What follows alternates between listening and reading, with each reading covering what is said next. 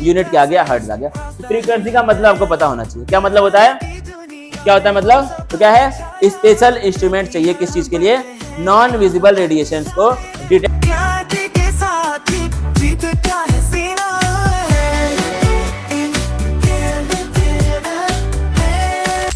हो गया स्टार्ट। अब हम शुरू करेंगे हमारा लेक्चर नंबर 4 और चैप्टर का नाम क्या है, शायद चैप्टर का नाम क्या रखा है तुमने, स्ट्रक्चर ऑफ या फिर एटॉमिक स्ट्रक्चर। चैप्टर का नाम क्या आपका, एटॉमिक। इसमें हम क्या पढ़ रहे थे, इलेक्ट्रोमैग्नेटिक वेव्स के बारे में हम पढ़ाई कर रहे थे, इलेक्ट्रोमैग्नेटिक वेव्स के बारे में पढ़ाई कर रहे थे।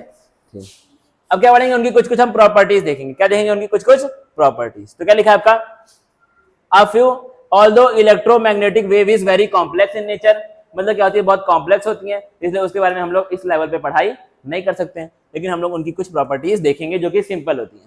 क्या है, the oscillating electric and magnetic fields produced by oscillating charge particles are perpendicular to each other and both are perpendicular to the direction of propagation of wave. मतलब क्या है, जिस साइड आपकी वेव जाएगी, कौन सी वेव, इलेक्ट्रोमैग्नेटिक वेव। क्या पढ़ा था हमने, ये ऐसी वेव होती है जिसके अंदर इलेक्ट्रिक फील्ड भी होती है और मैग्नेटिक फील्ड भी होती है। इलेक्ट्रिक फील्ड उसके परपेंडिकुलर होगी और मैग्नेटिक फील्ड भी क्या होगी, उसके परपेंडिकुलर। मतलब ये ऐसे करके और एक बाहर आ रही है, एक्स वाई और जी एक्सिस होता है, एक्स वाई और जी एक्सिस पढ़ा है ना, एक्स वाई जेड एक्सिस। तो एक्स एक्सिस में क्या है, वेव है, और वाई में क्या है, इलेक्ट्रिक फील्ड है, और जेड में क्या है, मैग्नेटिक फील्ड। ये वाली जो वेव होती है इसको हम लोग क्या बोलते हैं, इलेक्ट्रोमैग्नेटिक। ठीक है, और देखना क्या लिखा है, सिंप्लीफाइड पिक्चर आपकी वहां पे बनी हुई थी ऊपर। अनलाइक साउंड वेव्स और waves produced in water, electromagnetic waves do not require medium and can move in vacuum. मतलब क्या है, साउंड वेव को और पानी वाली वेव को क्या चाहिए, मीडियम चाहिए, लेकिन इलेक्ट्रोमैग्नेटिक वेव्स को कोई भी मीडियम नहीं चाहिए। जहां पे कुछ भी नहीं है, हवा भी नहीं है, वहां पर भी ये लोग ट्रेवल कर सकती है, जैसे कि क्या आपका वैक्यूम है, वैक्यूम में भी ये लोग ट्रेवल कर सकती हैं। It is now well established that there are many types of electromagnetic radiation. Electromagnetic radiation भी बहुत सारे टाइप की होती हैं, which differ from one another in wavelength। सब में क्या होता है, वेवलेंथ का अंतर होता है, मतलब एक वेव की लेंथ का अंतर होता है सारी वेव्स के अंदर। These constitute what is called electromagnetic spectrum। इन सारी वेव्स को जब मिला देते हैं तो एक स्पेक्ट्रम बन जाता है, उसको हम लोग क्या बोलते हैं, इलेक्ट्रोमैग्नेटिक स्पेक्ट्रम। स्पेक्ट्रम का मतलब क्या होता है, ढेर सारी लाइट का ऐसे समूह होगा, तो उसको हम लोग क्या बोलेंगे, इलेक्ट्रोमैग्नेटिक स्पेक्ट्रम बोलेंगे। और ये सारी की सारी जो भी आपकी रेडिएशन होंगी वो कैसी होंगी, इलेक्ट्रोमैग्नेटिक होंगी, मतलब उनके अंदर इलेक्ट्रिक फील्ड भी होगी और मैग्नेटिक फील्ड भी प्रेजेंट होगी वहां पर। Different regions of spectrum are identified by different names.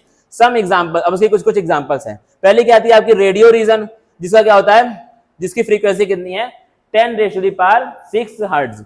फिर क्या आती है आपकी, जो यूज होती है किसके लिए, ब्रॉडकास्टिंग के लिए। क्यों होती है यूज, ब्रॉडकास्टिंग के लिए। फिर क्या आती है आपकी माइक्रोवेव रीजन, उसका कितना होता है, 10⁻10 हर्ट्ज। किसके लिए यूज होती है, रडार के लिए। किसके लिए यूज होती है, रडार। अगली क्या आपकी इंफ्रारेड रीजन, कितना होता है इसका फ्रीक्वेंसी, 10⁻13 हर्ट्ज। किस लिए होती है यूज, हीटिंग के लिए। फिर क्या है आपकी यूवी रीजन, कितना होता है, इतना होता है। किसके लिए होता है, ये आपका सन की रेडिएशन है, ये पढ़ा चुका हूं पहले, सन की रेडिएशन होती है UV rays. The small portion around 10⁻15 hertz is what is ordinary called visible light. तो जो विजिबल लाइट होती है, जो कि हमको दिखती है, उसका फ्रीक्वेंसी कितनी होती है, ये इंपॉर्टेंट आ गया आपका, कितनी होती है, 10⁻15 हर्ट्ज। ठीक है, अगर लिखा it is only this part which our eyes can, तो यूवी रेज को हमारी आंख नहीं देख पाएगी, यूवी रेज को हमारी आंख नहीं देख पाएगी। Special instruments are required to detect non visible radiation. तो क्या है, स्पेशल इंस्ट्रूमेंट चाहिए किस चीज के लिए, नॉन विजिबल रेडिएशंस को डिटेक्ट करने के लिए क्या चाहिए, स्पेशल इंस्ट्रूमेंट्स की जरूरत हमको पड़ती है। फिर क्या लिखा है, different kinds of units are used to represent electromagnetic. बहुत सारे यूनिट्स होते हैं यूज, जैसे आपका क्या गया, वेवलेंथ हो गया, और क्या हो गया, फ्रीक्वेंसी हो गया। इस तरह क्या है, बहुत सारी चीजें होती हैं यूज किसको रिप्रेजेंट करने के लिए, इलेक्ट्रोमैग्नेटिक रेडिएशन। जैसे गामा का अपना सिंबल होता है, एक्स रेज का अपना सिंबल होता है, बीटा रेज का अपना सिंबल होता है, रेडियो वेव्स का अपना सिंबल होता है। सबका क्या होता है, अपना अपना सिंबल होता है। These radiation are characterized by दो प्रॉपर्टीज, फ्रीक्वेंसी एंड वेव। दो प्रॉपर्टीज के द्वारा इनको हम लोग कैरेक्टराइज करते हैं, एक क्या होता है फ्रीक्वेंसी और एक क्या होता है वेवलेंथ होता है। The SI unit for frequency is hertz, आपको पता है। After Heinrich Hertz it is defined as the number of waves that pass a given point in a second. मतलब क्या है देखना है, समझना, फ्रीक्वेंसी का मतलब समझना।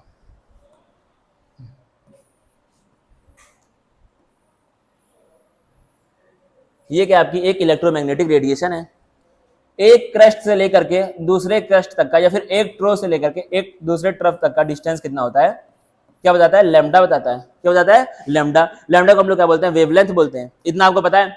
अब मान के चलो इस पॉइंट की बात कर रहे हैं, हाँ, एक सेकंड में इस पॉइंट से कितनी वेव्स क्रॉस हुई हैं। एक वेव मतलब ये पूरा का पूरा एक वेव है, एक सेकंड में इस एक पॉइंट से कितनी वेव क्रॉस हुई हैं, उसको हम लोग क्या बोलते हैं, उसका फ्रीक्वेंसी बोलते हैं। क्या बोलते हैं, फ्रीक्वेंसी। मतलब एक सेकंड में एक पॉइंट से कितनी वेव क्रॉस हो जा रही है पूरी पूरी, उसको हम लोग क्या बोलते हैं, फ्रीक्वेंसी बोलते हैं। उसका यूनिट क्या होता है, हाँ जाओ, इसी का यूनिट क्या होता है आपका, हर्ट्ज होता है।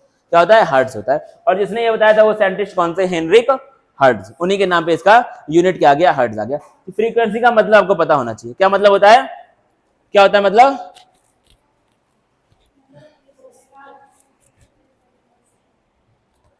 Number of waves that cross through a point in 1 second, उसको हम लोग क्या बोलते हैं, frequency.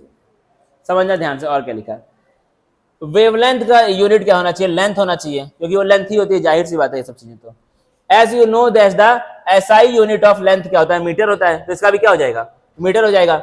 Since the electromagnetic radiation consist of different kind of waves of much smaller wavelength, smaller units are used. तो क्या है, वेवलेंथ का मतलब क्या होता है, लेंथ होता है, और लेंथ का यूनिट क्या होता है, मीटर होता है। लेकिन यहाँ पे जो वेव्स होती हैं यूज, जो रेडिएशन होती हैं यूज, उनका क्या होता है, आपका वेवलेंथ बहुत छोटा छोटा होता है। इसलिए क्या है, इनके लिए छोटे यूनिट्स को हम लोग यूज करते हैं। जैसे आपका एक क्या होता है यूनिट, एंगस्ट्रॉम। क्या होता है, एंगस्ट्रॉम। इसको हम लोग कॉमनली यूज करते हैं यहाँ पर, ठीक है। इसका मतलब क्या होता है, 1 मीटर इज इक्वल टू -10, ठीक है, ये आपको पता हो। उल्टा 1 एंगस्ट्रॉम, ये देखो गलत हो गया यहाँ पे गलत हुआ है ना, 1 एंगस्ट्रॉम इज इक्वल टू, उल्टा मैंने लिख दिया था, 1 एंगस्ट्रॉम इज इक्वल टू, मैंने उल्टा लिख दिया था, ठीक है। तो क्या है आपका, ये होता है। तो क्या है, वैसे तो क्या होता है, वेवलेंथ का मतलब लेंथ होता है, तो उसके लिए क्या होना चाहिए, यूज मीटर। लेकिन यहाँ पे वेवलेंथ ऐसी होती है जो कि बहुत छोटी छोटी लेंथ वाली होती है, तो इसलिए हम लोग क्या यूज करते हैं, छोटे छोटे यूनिट्स के लिए यूज करते हैं। अब क्या है, figure 2.7 shows various type of electromagnetic radiation which differ from one another in wavelength and frequency। तो ये क्या है, सारी सारी आपकी वेव्स दी हुई हैं। अब आपसे एग्जाम में क्या पूछेगा, इन सब के बारे में पूछ लेगा कि किसका वेवलेंथ जाता है, किसका कम है। तो ये ऊपर वाला क्या दिया, आपका फ्रीक्वेंसी दिया है, तो यानी कि जो यहाँ पे होगा उसका फ्रीक्वेंसी सबसे कम होगा, और जो वहां पे होगा फ्रीक्वेंसी सबसे ज्यादा होगा तो इसको याद करने की एक ट्रिक है, इसको याद करने की एक ट्रिक है, ठीक है। तो इसको हम लोग पहले शॉर्ट फॉर्म में यहाँ पे लिख देंगे। पहले क्या आपकी यहाँ पे आती है रेडियो वेव्स, ठीक है, जो याद करना सिर्फ उतना उतना मैं लिख रहा हूँ, ये आलतू फालतू चीज नहीं। फिर क्या है माइक्रोवेव, जो कि एम से शुरू होती है। फिर क्या आती है तुम्हारी इंफ्रारेड। फिर क्या आती है तुम्हारी विजिबल, आती है यहाँ बीच में, क्या आती है, विजिबल, जो कि ये सब दिया है रेनबो वाला कलर। फिर क्या आती है, यूवी आती है, एक्स आती है, फिर क्या आती है तुम्हारी गामा रेस, ठीक है। तो क्या आपकी radio, microwave, infrared, UV, you, उसके बाद फिर वी, सॉरी ये यूवी है पूरा, फिर क्या एक्स रेज और गामा रे। तो क्या लिखा है आपका, एक इसके लिए ट्रिक होती है, इसको दिल पे मत लेना भाई ट्रिक को, ठीक है, दिल पे मत लेना, और ट्रिक को फॉलो भी मत करना, मैं बस खाली याद करने के लिए बता रहा हूँ, ठीक है, दिल पे मत लेना ट्रिक को। तो क्या है, क्योंकि मेरे टीचर ने बताया था इसलिए मैं आपको बता रहा हूँ, उसको आपको फॉलो नहीं करना है, क्योंकि एग्जाम में आपसे ये वाला सवाल पूछेगा, तो इसलिए मैं बता रहा हूँ, इसको देख लेना ध्यान से। पहले क्या थी, रेडियो, उसके बाद फिर क्या थी, उसमें से देख के बताओ। इंफ्रारेड थी, फिर क्या थी विजिबल, फिर क्या थी यूवी, उसके बाद फिर क्या थी एक्स रेज, फिर क्या थी गामा। तो देखो इसके लिए ट्रिक क्या है, ट्रिक क्या है, मैं पहले ही बोल रहा हूं, बार बार मैं दे रहा हूं इसका डिस्क्लेमर कि आपको इस ट्रिक को दिल पे नहीं लेना है, ना ही याद करना, मतलब याद बस खाली करना है, फॉलो वॉलो कुछ नहीं करना है, ठीक है। ट्रिक क्या है आपकी, रेडियो में, किसमें, रेडियो में, आई, आई मतलब मैं, वो, यू, रेडियो में आई, वो, यू, और ये क्या आपका एक्स, और फिर ये समझ आना क्या है, से ये समझ आना क्या है, चैट नहीं करूंगा, ठीक है। तो क्या है, रेडियो में आई वो यू, एक्स से चैट नहीं करूंगा, ठीक है। इसको दिल पे मत लेना, ट्रिक को याद करने के लिए बस खाली ये ट्रिक है, ठीक है। तो क्या है, रेडियो में आई वो यू, एक्स से चैट नहीं करूंगा, ये आपसे क्योंकि एग्जाम में बार बार ये वाला पूछेगा। अब ये जो दिया हुआ है इस साइड से, ये कैसे दिया हुआ है, फ्रीक्वेंसी के बढ़ते क्रम में दिया है, किसमें, फ्रीक्वेंसी के, किसमें दिया है, फ्रीक्वेंसी के इंक्रीजिंग ऑर्डर में दिया हुआ है। इसी का उल्टा क्या हो जाएगा, वेवलेंथ का इंक्रीजिंग ऑर्डर हो जाएगा। मतलब क्या है इसका, जिसकी फ्रीक्वेंसी सबसे ज्यादा होगी उसकी वेवलेंथ क्या होगी, सबसे कम होगी, जिसकी फ्रीक्वेंसी सबसे ज्यादा होगी उसकी वेवलेंथ क्या होगी, सबसे कम होगी। क्योंकि एक फॉर्मूला हम लोग पढ़ते हैं, उसके ऊपर अभी हम लोग सवाल करेंगे। क्या होता है इसको म्यू मतलब क्या होता है, आपका फ्रीक्वेंसी होता है, क्या होता है, फ्रीक्वेंसी,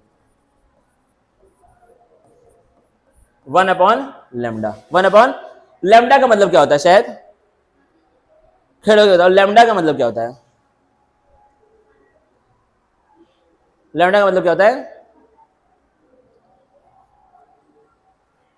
ध्यान से पढ़ो भाई, इस सब चीजों को, सब काम आएगा।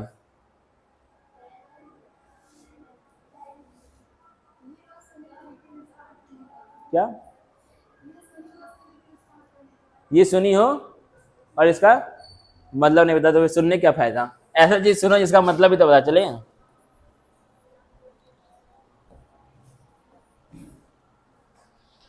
लैम्डा मतलब, लैम्डा मतलब क्या होता है, वेवलेंथ, और ये क्या है, फ्रीक्वेंसी, दोनों क्या है, एक दूसरे के इनवर्सली प्रोपोर्शनल है। इनवर्सली मतलब क्या होता है, दोनों एक दूसरे के अपोजिट है, ये बढ़ेगा तो ये क्या हो जाएगा, कम हो जाएगा।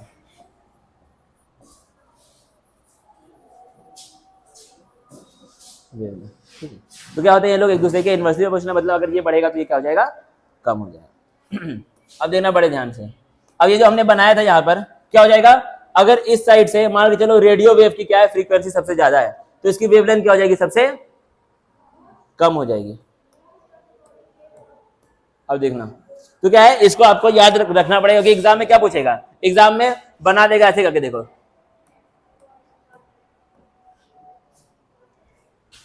दे देगा, रेडियो वेव है, ठीक है, माइक्रोवेव है, एक्स रेज है और गामा रेज है, चारों को बना देगा और बोलेगा अब इनको अरेंज करो in increasing order of frequency, इनको फ्रीक्वेंसी के इंक्रीजिंग ऑर्डर में अरेंज करो। ये तुम तब कर पाओगे जब तुमको सबका ऑर्डर पता हो, तो उस ट्रिक से आप सबका ऑर्डर याद कर सकते। तो आपको ये चीज पता होनी चाहिए कि किसकी फ्रीक्वेंसी ज्यादा है, फिर उससे कम, फिर उससे कम, फिर उससे कम, इसीलिए वो ट्रिक मैंने आपको बताई है, ठीक है। अब देखना और क्या लिखा है, इन वैक्यूम, बैठे सब लोग, in vacuum all types of electromagnetic waves, in vacuum बैठने के लिए बोला हूं, in vacuum all types of electromagnetic, बात नहीं करना है भाई, पीछे दोनों बात नहीं करना है, अपना काम करना है बस खाली। वैक्यूम में क्या है, ये सारी की सारी इलेक्ट्रोमैग्नेटिक रेडिएशन कैसे ट्रेवल करती है with the speed of light. Light की स्पीड क्या होती है, 3 × 8 मीटर पर सेकेंड, ठीक है, याद रखना है। इसी को हम लोग क्या कहते हैं, स्पीड ऑफ लाइट भी कहते हैं, ठीक है। And is given the symbol, speed of light का एक सिंबल होता है, उसको हम लोग क्या कहते हैं, स्मॉल सी। ठीक है, लिखा है the frequency, wavelength and velocity are related by this equation. कौन सा इक्वेशन है, C is equal to lambda into mu, C is equal to क्या था, लैम्डा इंटू म्यू। क्या हो जाएगा, C का मतलब क्या है, स्पीड ऑफ लाइट, इसका आपको वैल्यू पता है पहले से, और लैम्डा मतलब क्या होता है, वेवलेंथ होता है, और म्यू मतलब क्या होता है, फ्रीक्वेंसी होता है। क्या होता है,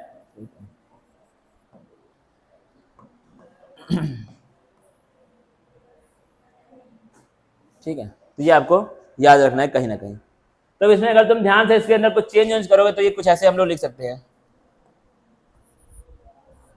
सी upon nu is equal to lambda, c upon nu is equal to lambda. अब यही से देख लो, ये तो क्या कांस्टेंट है, इसको वन भी मान लो तो कांस्टेंट है, तो ये क्या है, इससे इनवर्सली प्रोपोर्शनल। तो अगर ये बढ़ेगा तो वो क्या हो जाएगा, घट जाएगा। जाहिर सी बात है ये सब, पता नहीं क्या हो भी गया।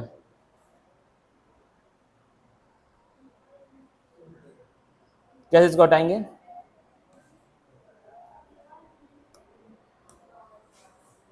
बात नहीं करना है भाई पीछे, ठीक है। देखो क्या हो रहा है, ये सब आपका दिया हुआ इक्वेशन इक्वेशन।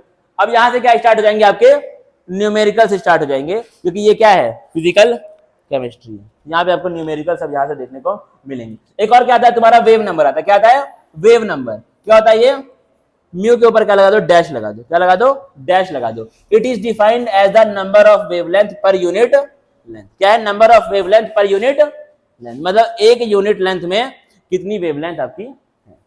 एक यूनिट लेंथ में मतलब एक मीटर में कितनी wavelength. Its unit are reciprocal of wavelength unit metre inverse, however commonly used in centimetre inverse. अब सवाल सॉल्व करने का हम बैठेंगे तो आपको बेहतरीन सवाल मिलेंगे। अब देखना पहला क्या लिखा हुआ है, the Vividh Bharati station of All India Radio Delhi broadcast on a frequency इतना। तो तुम्हारा क्या दिया है, फ्रीक्वेंसी दी हुई है किसी रेडियो स्टेशन की, ठीक है। क्या पूछा है, चुप रहो बैठे रहो। Calculate the wavelength of the electromagnetic radiations emitted by transmitter. Frequency दी हुई है और क्या पूछा है, वेवलेंथ पूछा है। फॉर्मूला तुमको पता है कौन सा लगता है, C is equal to mu lambda, C is equal to mu lambda. Which part of the electromagnetic spectrum does it belong to, मतलब इलेक्ट्रोमैग्नेटिक स्पेक्ट्रम के कौन से पार्ट से ये बिलोंग करता है। तो अगर तुम इसका लेमडा जान जाओगे तो तुम वो भी जान जाओगे आसानी से, या फिर अगर तुमको फ्रीक्वेंसी पता है तो भी तुम जान जाओगे कौन से पार्ट से बिलोंग करता है। तो अगर इसको ट्राई करो एक बार सॉल्व करने का, सभी लोग कॉपी में अपने अपने, आसान है, बस खाली put the value get the answer है। आओ, put the value get the answer. On है, ऑन ही रहेगा ना, अभी तो पढ़ा ही रहा हूँ। क्या है,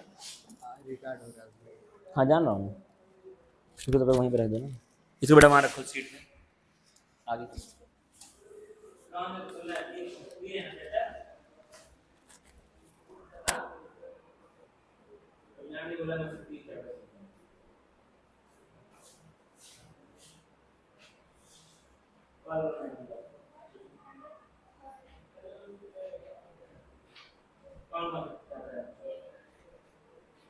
ये पक्का मुझे कॉल करिएगा मैम से।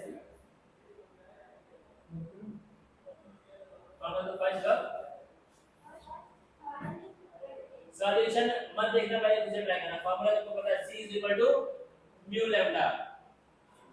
कैलकुलेशन खाली खेलना है, कितने खेलना है, कैलकुलेशन खेलना है।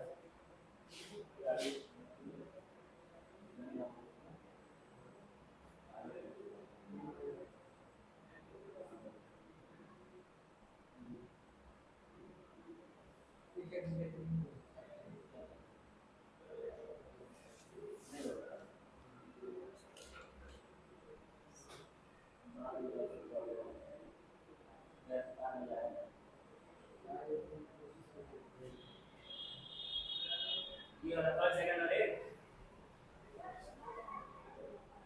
essential substances present in essential substances present in blood body, vitamins, minerals, nutrients।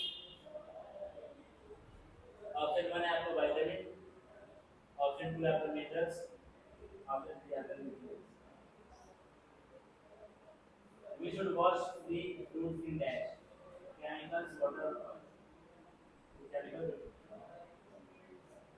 chemical ठीक मान लो, ठीक करना है, chemical के साथ रहेगा। All living beings need food to dash, most of the body is made up of dash,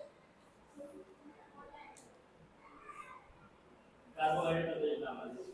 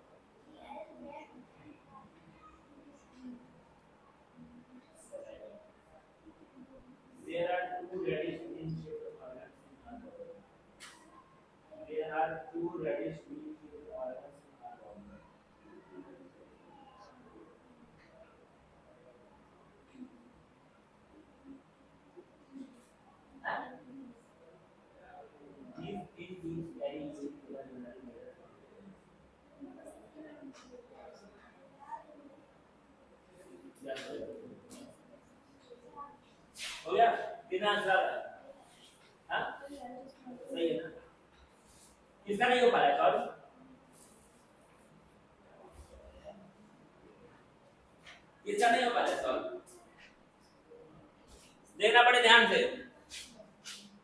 क्या किया है, बस खाली खेला है,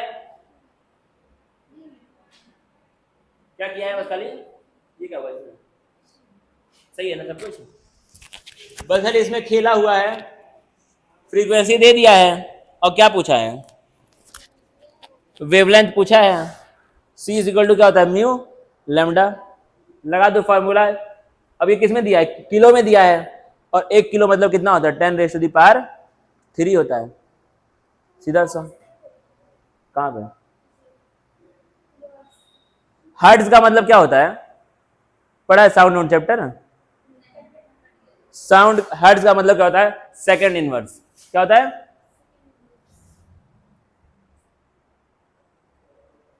ठीक है। अब इसमें क्या है आपका कैलकुलेशन है बस खाली, ठीक है, कैलकुलेशन कर लेना, घर पे जाके ट्राई करना। अगला क्या सवाल है, फिर से वही होगा, क्या है, द वेवलेंथ रेंज इतना से इतना,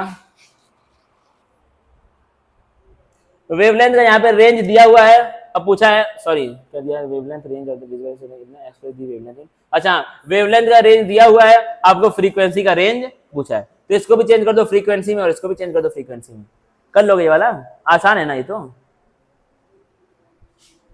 अब क्या पूछा है, calculate wave number, wave number का मतलब क्या होता है 1/λ, लैम्डा का क्या होता है इनवर्स होता है वेव नंबर, कैलकुलेट कर लेना, लैम्डा दिया हुआ है कितना 5800 एंगस्ट्रॉम दिया हुआ है लैम्डा।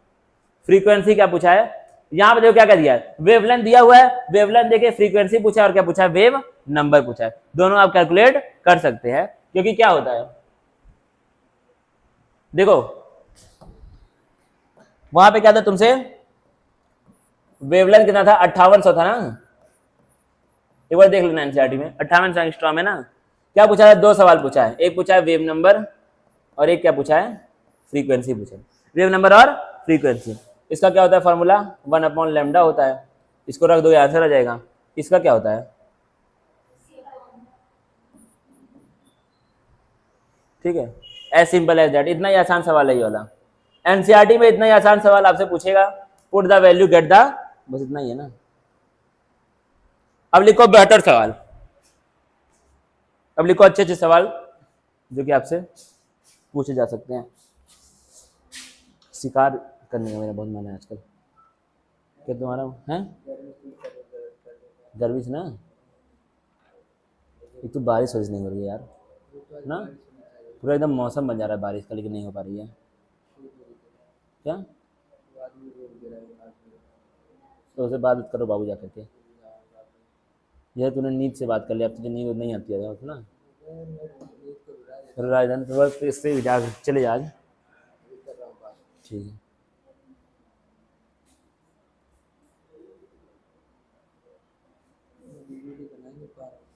वो मैं भी समझ रहा हूँ।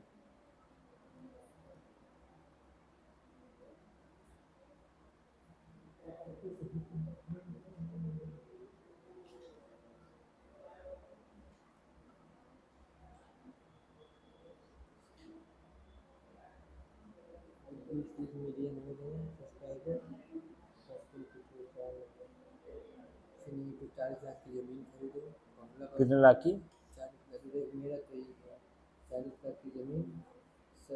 मत उसको मत खराब करना।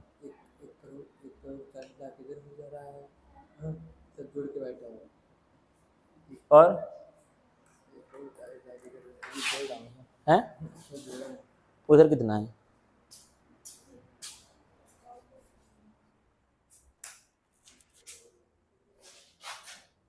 चकोरा के साइयां मार सके ना कोई।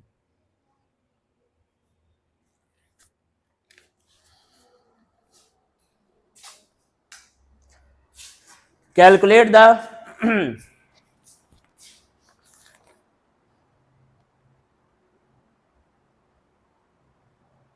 यहाँ ये वाला लिखना। नेक्स्ट सवाल, ये नहीं है, ये नहीं है, तो काट दो।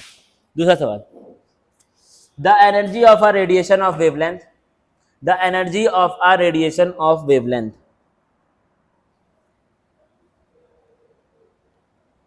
अच्छा ई का तो भी पढ़ाया नहीं फॉर्मूला यार।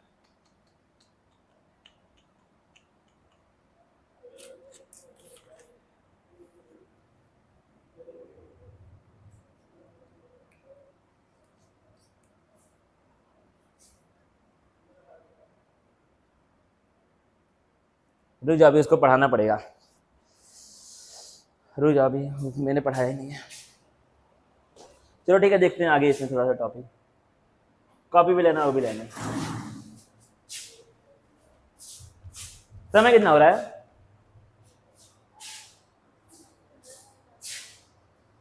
अब क्या देखना है हमको। अभी तक क्या आप लोग देख रहे थे, वेव नेचर देख रहे थे। क्या देख रहे थे, वेव नेचर। किसका, इलेक्ट्रोमैग्नेटिक स्पेक्ट्रम का। किसका, इलेक्ट्रोमैग्नेटिक स्पेक्ट्रम का। लेकिन हमने क्या पढ़ा था, किसी भी लाइट के अंदर, किसी भी रेडिएशन के अंदर वेव का नेचर भी होता है और पार्टिकल का नेचर भी होता है। हमने वेव नेचर देख लिया, अब क्या देखेंगे, पार्टिकल नेचर। देखना ध्यान से। Some of the experimental phenomenon such as diffraction and interference. ये आप लोग का पढ़ेंगे 12th क्लास में, फिजिक्स में पढ़ेंगे। कौन सा, डिफ्रैक्शन और इंटरफियरेंस। यहाँ पे लिखा है कुछ कुछ ज्ञान, देख लेना क्या है। Can be explained by the wave nature of the electromagnetic radiation. However, following are some of the observations which could not be explained with the help of even the electromagnetic theory of 19th century physics, known as classical physics. तो क्या है, wave nature आपका particle वाले nature को explain नहीं कर पाएगा। The nature of emission of radiation from hot bodies. क्या है, हॉट बॉडीज कुछ रेडिएशन को एमिट करती हैं, और वो कैसी होती है, पार्टिकल के फॉर्म में होती है। और क्या है इसमें, ejection of electrons from metallic surface when radiation strikes it. क्या है, कोई आपका मेटेलिक सरफेस होता है, मेटेलिक सरफेस होता है, इसके ऊपर कोई रेडिएशन आती है तो वो क्या क्या करता है, यहाँ से इलेक्ट्रॉन्स को एमिट करता है। ठीक है, किसको एमिट करता है, इलेक्ट्रॉन्स को। अगला क्या आपका, variation of heat capacity of solids as a function of temperature. ये आप लोग पढ़ेंगे हीट कैपेसिटी, थर्मोडायनेमिक्स नाम का एक चैप्टर आएगा, वहां पे पढ़ोगे हीट कैपेसिटी। यहाँ पे जो हम लोग पढ़ेंगे वो क्या पढ़ेंगे, ejection of electron from metal surface, जिसको हम लोग क्या बोलते हैं, फोटो इलेक्ट्रिक इफेक्ट। हालांकि ये वाला आप लोग फिजिक्स में भी पढ़ेंगे, लेकिन यहाँ भी पढ़ेंगे हम लोग। फिर क्या है, line spectra of atoms with special difference to hydrogen, ये भी हम लोग यहाँ पर पढ़ेंगे हाइड्रोजन स्पेक्ट्रम के नाम से। These phenomena indicate that the system can take energy only in discrete amount, मतलब क्या है, एक पार्टिकुलर अमाउंट में ही एनर्जी ले सकता है कोई भी सिस्टम। मतलब यहाँ पे जैसे क्या हो रहा था, यहाँ पे क्या था, कुछ रेडिएशन आएगी, जब वो इसको मिल जाएगी तो क्या करेगा, ये यहाँ से इलेक्ट्रॉन्स निकाल देगा। ये क्या है, कोई भी मेटल है, क्या है, कोई भी मेटल है। तो ये किसी पार्टिकुलर अमाउंट में ही रेडिएशन को लेगा, जब उसको उतना मिल जाएगा जितना उसको चाहिए, क्या निकाल देगा, इलेक्ट्रॉन को बाहर निकाल देगा। इसको हम लोग पढ़ेंगे डिटेल में, क्या नाम है इसका, फोटो इलेक्ट्रिक इफेक्ट। अरे करेगा, all possible energies can not be taken up और रेडिएटेड, सारी पॉसिबल एनर्जीज, क्या मक्खी वहां बैठ जा रही है यार, all possible energies can not be taken up और रेडिएटेड, हर एक एनर्जी को कोई भी मेटल या फिर कोई भी सिस्टम नहीं ले सकता है, जितना उसको चाहिए उतना ही लेगा और उसके हिसाब से वो अपना काम करेगा। It is noteworthy that the first concrete explanation for the phenomenon of black body radiation mentioned above was given by Max Planck in 1900। तो क्या था आपका, ब्लैक बॉडी रेडिएशन पे सबसे पहले काम किसने किया, आपका मैक्स प्लैंक ने सबसे बढ़िया बात की। कब, 1900 में। समझना क्या है, let us first try to understand this phenomena which is given below. अब हम पढ़ते हैं ये होता क्या है, ब्लैक बॉडी रेडिएशन होता क्या है। क्या है, hot objects emit electromagnetic radiation. क्या करते हैं, हॉट ऑब्जेक्ट कुछ ना कुछ इलेक्ट्रोमैग्नेटिक रेडिएशन एमिट करते हैं over a wide range of wavelength. At high temperature an appreciable proportion of radiation is in the visible region of the spectrum. अगर क्या है, टेम्परेचर आपका बहुत हाई होता है तो जो रेडिएशन होती है एमिट, वो कैसी होती है, विजिबल होती है। कैसी होती है, विजिबल रीजन में आती। स्पेक्ट्रम का मतलब क्या था, ये जो स्पेक्ट्रम बन रहा था, कौन सा वाला, ये जो बन रहा था रंग बिरंगा स्पेक्ट्रम, ये वाला, ठीक है। ये क्या आपका, ये क्या आपका स्पेक्ट्रम है।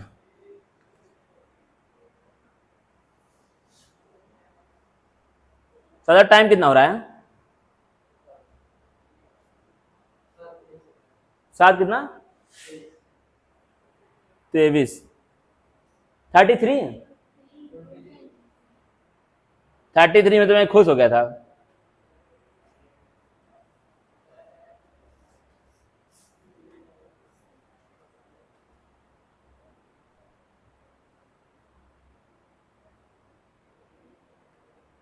नहीं पता नहीं कहां से Albert Einstein, Max Planck, Max Planck चचा।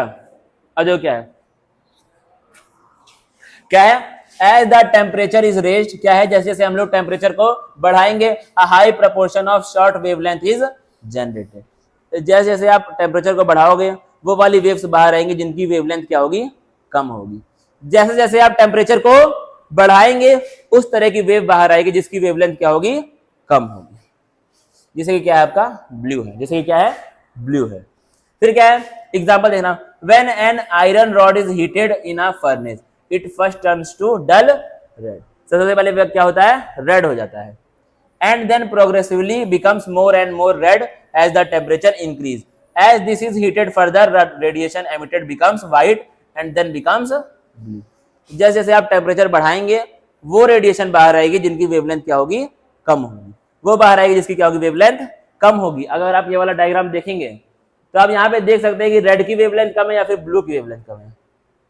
आराम आराम से रेड की कम है या फिर ब्लू की कम है, यहाँ पे आप लोग देख सकते हैं। एक बार बताओ देख के, किसकी कम है, ब्लू की कम है।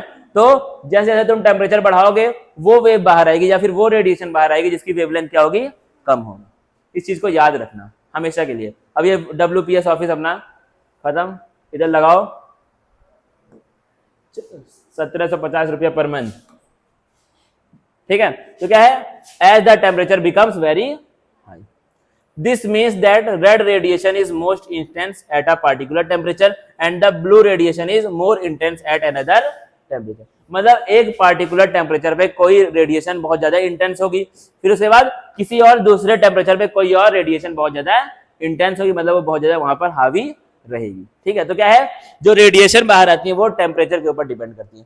टेम्परेचर बढ़ा दोगे तो कम वेवलेंथ वाली रेडिएशन इंटेंस होती जाएगी। This means intensities of radiations of different wavelength emitted by hot body depend upon temperature। जाहिर सी बात है, टेम्परेचर पे कर रही है depend. By late 1850s, it was known that the objects made up of different materials and kept at different temperatures emit different amount of radiation। ठीक है, temperature अगर रहेगा डिफरेंट तो रेडिएशन भी क्या रहेंगी, डिफरेंट रहेंगी, जाहिर सी बात नहीं सब। Also, when the surface of object is irradiated with light, a part of radiant energy is generally reflected as such, a part is absorbed and a part of it is transmitted। मतलब क्या है, समझना बड़े ध्यान से, क्या है, when the surface of an object is irradiated with light, मतलब क्या है, किसी ऑब्जेक्ट के सरफेस पे अगर आप लाइट मारेंगे तो वहां पे क्या क्या चीजें होंगी, उस लाइट का एक पार्ट क्या होगा, रेडिएट हो जाएगा, जो आपका रेडिएट जो आप मार रहे हैं उसका एक पार्ट क्या होगा, वहां से रिफ्लेक्ट हो जाएगा, मतलब वो वापस आ जाएगा।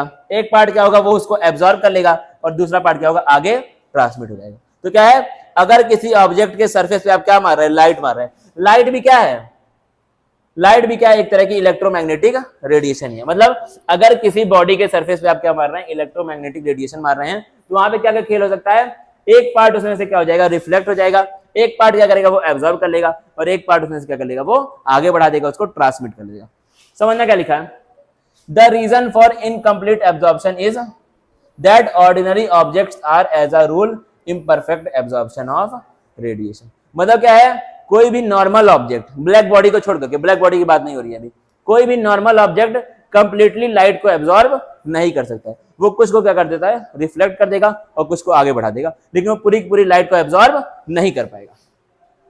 लेकिन एक आइडियल बॉडी क्या होती है, an ideal body which emits and absorbs radiations of all frequencies uniformly is called a black body and the radiation emitted by such body is called black body radiation। ये हर एक frequency की radiation को absorb भी कर लेगा और पूरा का पूरा एमिट भी कर सकता है, उसको हम लोग क्या बोलते हैं, ब्लैक बॉडी। लेकिन रियल में ऐसी कोई बॉडी अभी हमने नहीं देखी है। ठीक है, तो ये क्या आइडियल बॉडी, मतलब रियल में ऐसा कुछ नहीं होता है।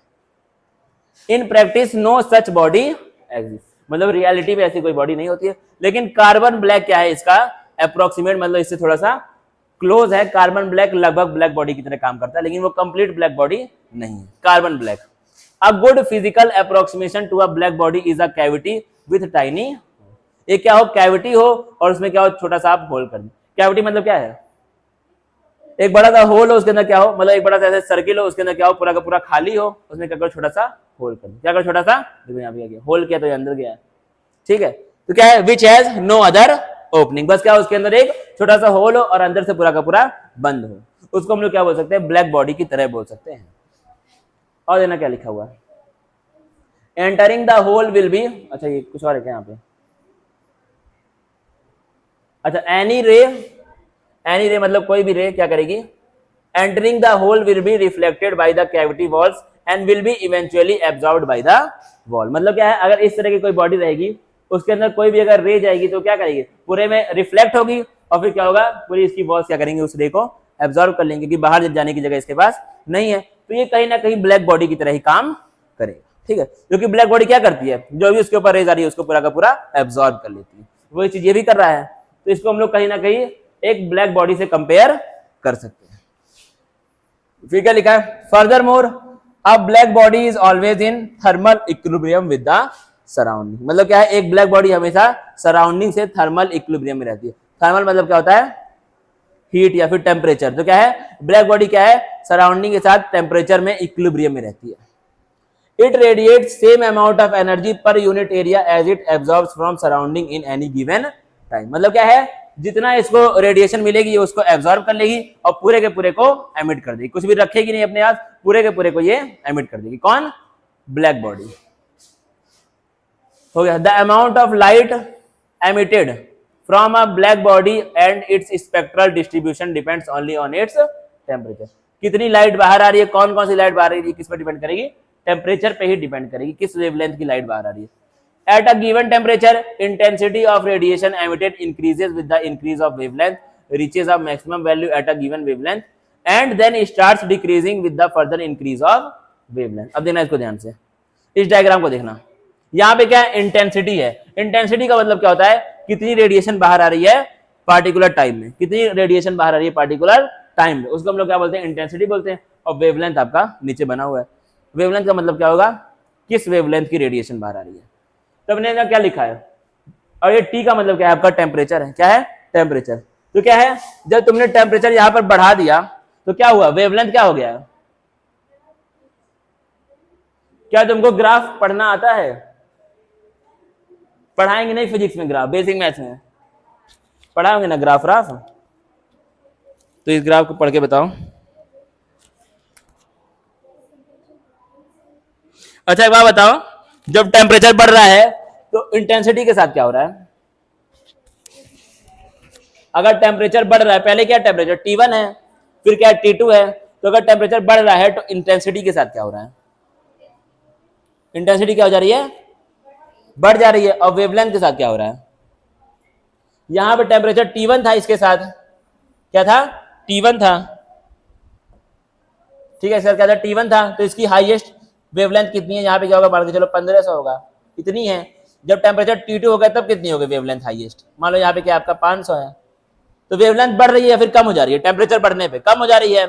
लेकिन जब टेम्परेचर बढ़ रहा है तो इंटेंसिटी के साथ क्या हो रहा है, पहले आपकी क्या थी, इंटेंसिटी मैक्सिमम इतनी थी, जब टेम्परेचर बढ़ा तो इंटेंसिटी इतनी हो गई, इंटेंसिटी क्या हो जा रही है, बढ़ जा रही है। क्या तुम ये चीज देख पा रहे हो, जब टेम्परेचर बढ़ रहा है, टेम्परेचर पहले कितना T1, फिर कितना हो गया आपका T2, उसको बढ़ा दिया गया, टेम्परेचर ज्यादा हो गया, तो इंटेंसिटी भी क्या हो गई, बढ़ गई, ऊपर पहुंच गया। क्योंकि वाई एक्सिस क्या है, इसमें इंटेंसिटी है, और एक्स एक्सिस क्या है, इसमें वेवलेंथ है। तो जब टेम्परेचर T2 हो गया तो इंटेंसिटी भी यहां से यहां पहुंच गई, ठीक है।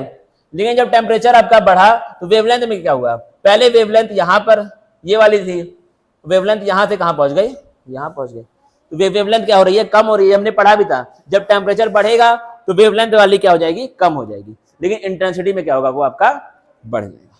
इस चीज को आपको समझना है, ग्राफ आपको पढ़ना आना चाहिए, क्योंकि एनसीईआरटी का ग्राफ क्या होता है, बहुत ज्यादा इंपॉर्टेंट होता है। इसके आगे हम लोग कल पढ़ेंगे, सिंपल सी बात है, बाकी सब कहानी है, इसको मैं कल पढ़ा दूंगा, इतना ही है, ठीक है। मैक्सिमम मिनिमम वही सब खेला है, उसका ट्राई करेंगे इस चैप्टर को पूरा करने का। अभी आप लोग जा सकते हैं इसी बात पे।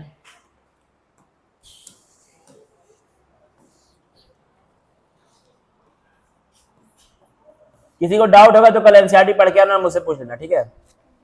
और क्वेश्चन कुछ भेजूंगा, उसको सॉल्व कर लेना घर पे।